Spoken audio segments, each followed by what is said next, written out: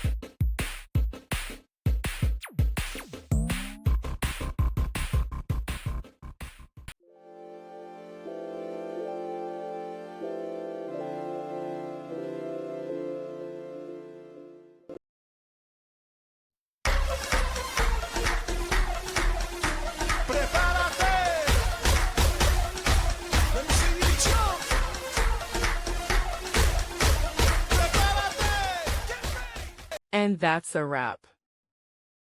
I hope you found the answer you were looking for. If you did, take a second to hit that subscribe button. It really helps out.